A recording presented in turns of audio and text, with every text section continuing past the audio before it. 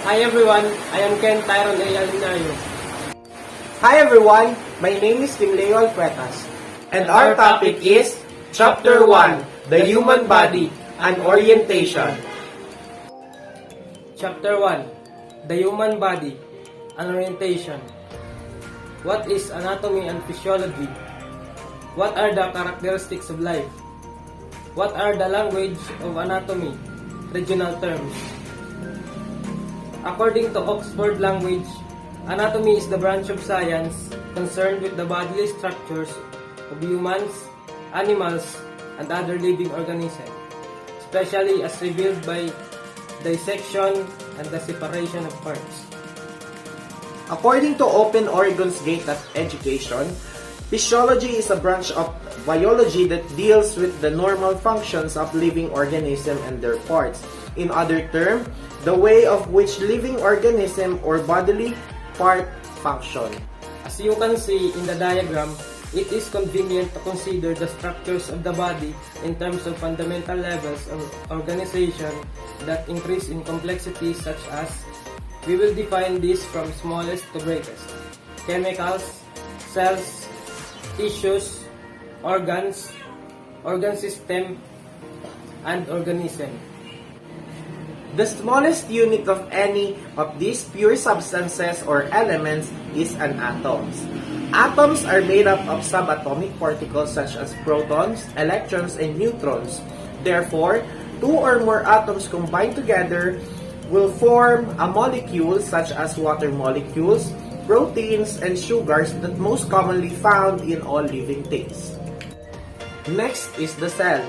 The cell is the most independently functioning unit of all living organisms. Single-celled organisms such as bacteria are extremely small, independent living organisms with a cellular structure. Humans are multicellular organisms with independent cells working in a concert together. Tissue is a group of many similar cells that work together to perform a specific function. Next is the organ. Organ is an anatomically distinct structure of the body composed of two or more tissue types. Each organ performs specific physiological functions.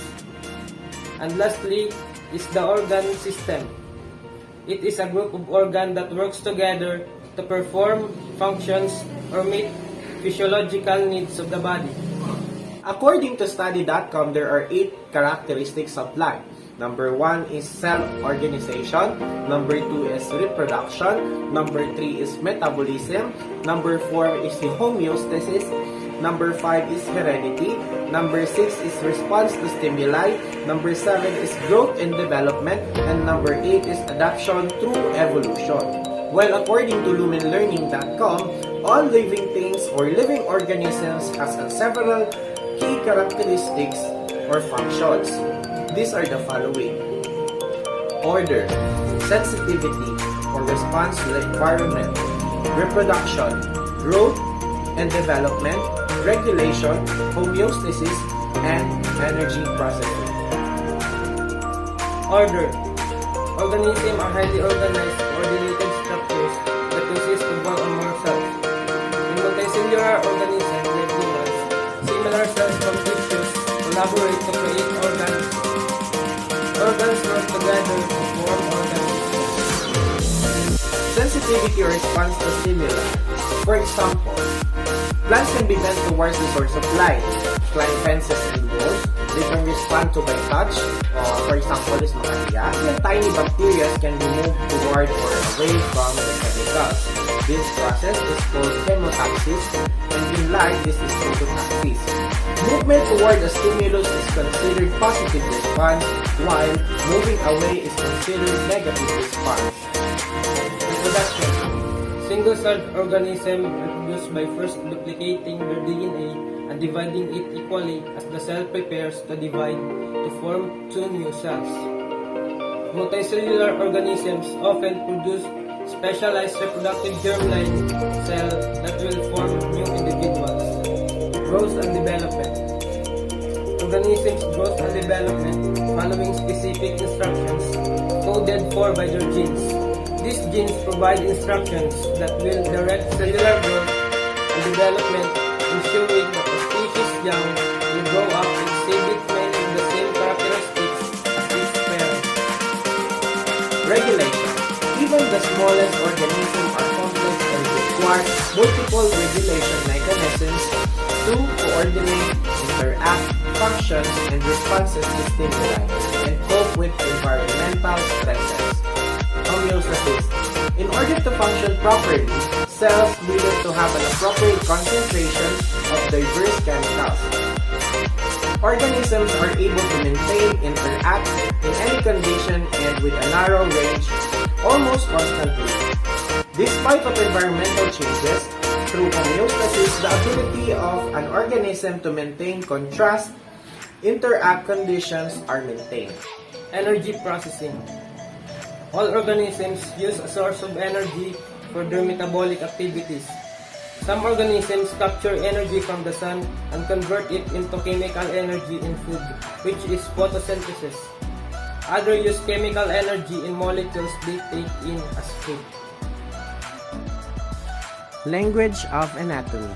Anatomist and healthcare provider uses terminology that can be bewildering to the initiated. However, the purpose of the language is not to confuse but rather to increase precision and reduce medical errors.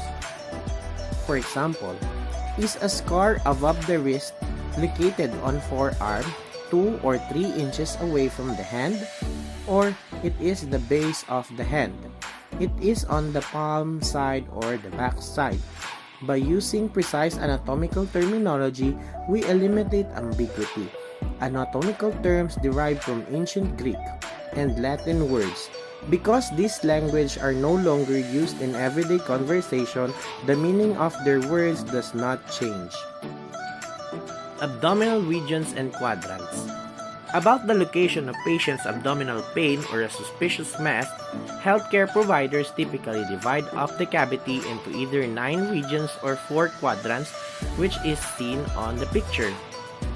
Here are the following.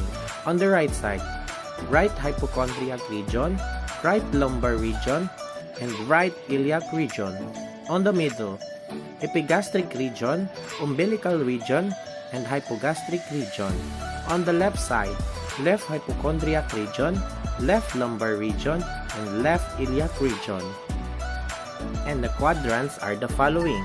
Right upper quadrant or RUQ, left upper quadrant or LUQ, right lower quadrant or RLQ, and left lower quadrant or LLQ.